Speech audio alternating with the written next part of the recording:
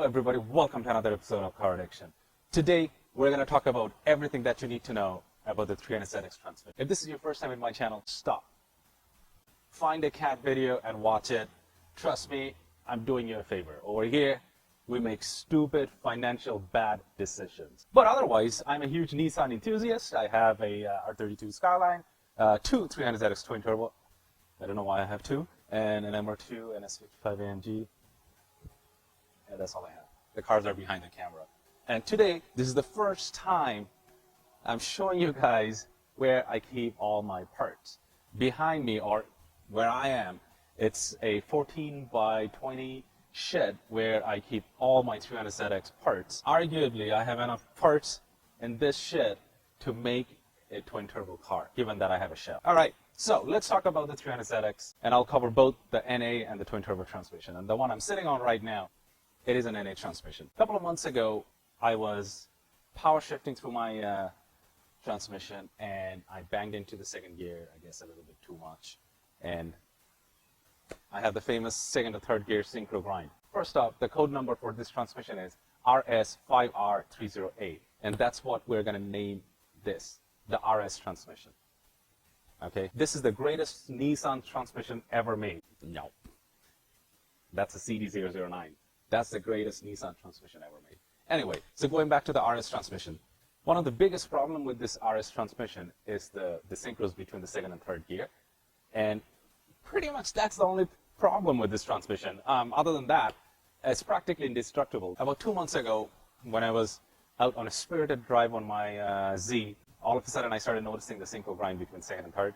And every time I drive the car, it's getting louder and louder and louder and louder and more and more and more. So anyway, so I went with a deep dive with the RS transmission to find the best quality parts to rebuild it, the best sources to rebuild it, and the cheapest price. Let's start about the differences between the NA and the twin turbo transmission. And the general idea is the NA transmission is a little weaker than the twin turbo. That's wrong. It's totally wrong. The internals of an RS transmission, doesn't matter NA or twin turbo, are exactly the same. What difference is the bell housing. The twin turbo takes a 320 millimeter clutch. So that's why the bell housing in an NA transmission is just a tad different, not smaller, a tad different than a twin turbo. As far as I know, all you have to do is grind out this portion of the bell housing of an NA transmission just to make that clutch fit. What a lot of people does, they will just swap the bell housing of a twin turbo with an NA and you're done. Since we are talking about the similarities of the 300ZX transmission, Nissan used this transmission in a bunch of other applications. Their exterior lineup between 2000 and 2003, between 86 and 94, Nissan D21 hardbody, 98 to 2004, Nissan Frontier, 87 to 2002, Nissan Pathfinder, and 95 to 97, Nissan pickups. So some of these transmissions will have a code which is FS5R30A. The RS5R30A and FS5R30A is practically the same transmission with a different bell housing or the rear end. The internals are exactly the same. So if you are ever in a situation, something like between a rock and a hard place, or if you have what I have, which is your synchros are grinding, you're going to need a rebuild kit. Most probably what's wrong with your transmission is the synchros between second and third, or maybe the third and fourth or fourth and fifth. But those synchros, because Nissan screwed up on these synchros big time.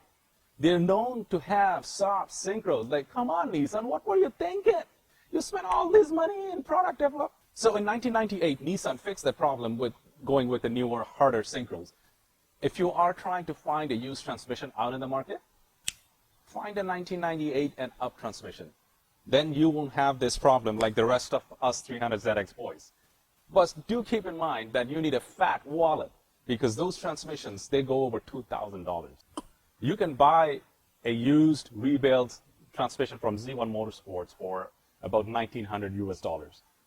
Right now, the Canadian dollar conversion rate is 1.43. The shipping, which is crazy, and the import taxes, because you're going to have to pay taxes on both ends, and then the brokerage fee, I don't know, you're probably looking at a little over $3,000 for a rebuild transmission. So it is your best bet is to rebuild your own transmission or find another 300ZX transmission where something's wrong with it. Because 9 out of 10 times, it will be the synchros, not the gears, because those gears are kind of indestructible. You really have to be a special kind of human to destroy those gears. But you could be the lucky one too. A good condition used 300ZX 5-speed transmission would run you about $400 to $600 mark US.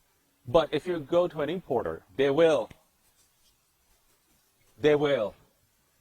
no courtesy spit, charge you between $1,200 to $1,500. How do I know? Because I called everybody that I can think about, and that's what the price range was. So I decided, you know what? Even if I buy a used transmission from, I don't know, another fellow enthusiast or an importer, I may have the same problem that I have right now down the road.